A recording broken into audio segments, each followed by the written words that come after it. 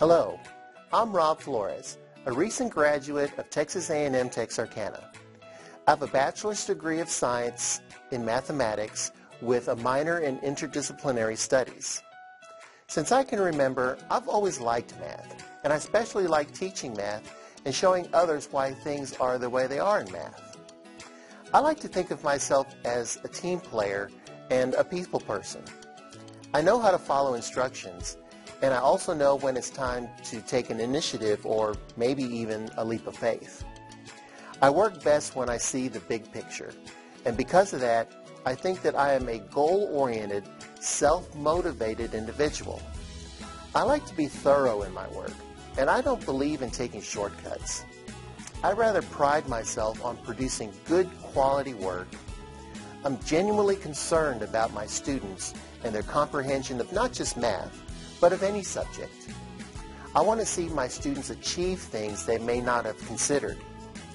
I would gladly guide a student in any way I can to help them achieve self-confidence, a better outlook, aspire for nothing less than his best so that he can perform well in the classroom. One of the things that I am passionate about is technology, and especially instructional technology. I have worked in technology and education for the last 20 years, and I've seen a lot of great things come from that.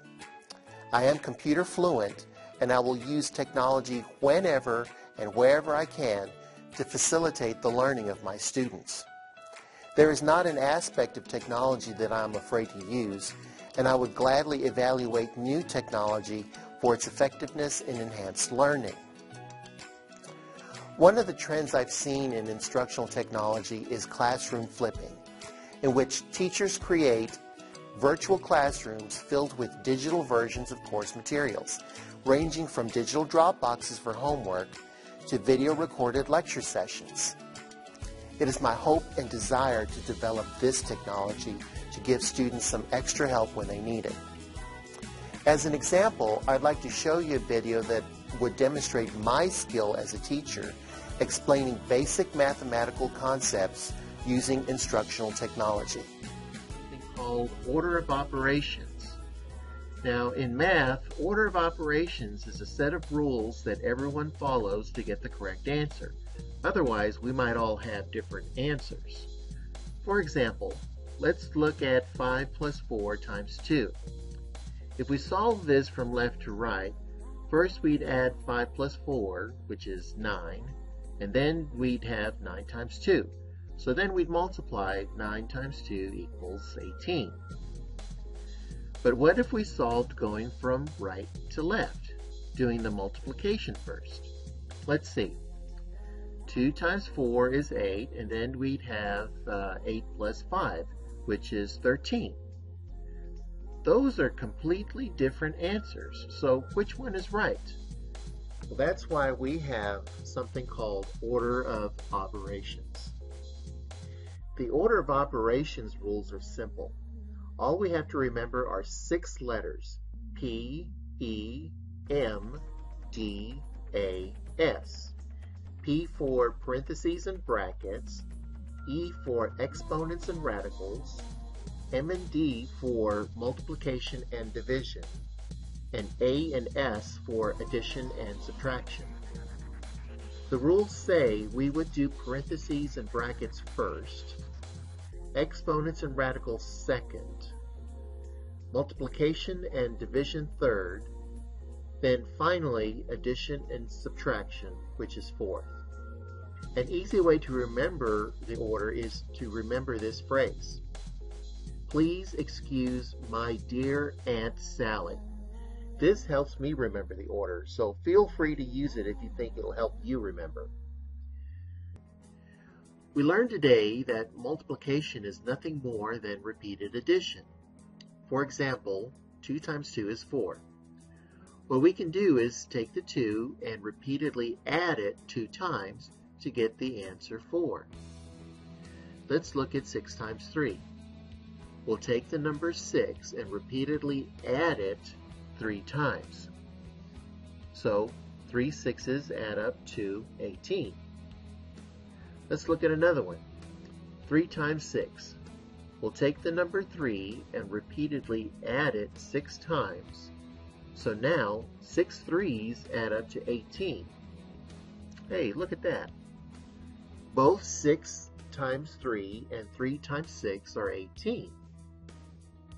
As a matter of fact, 6 times 3 equals 3 times 6.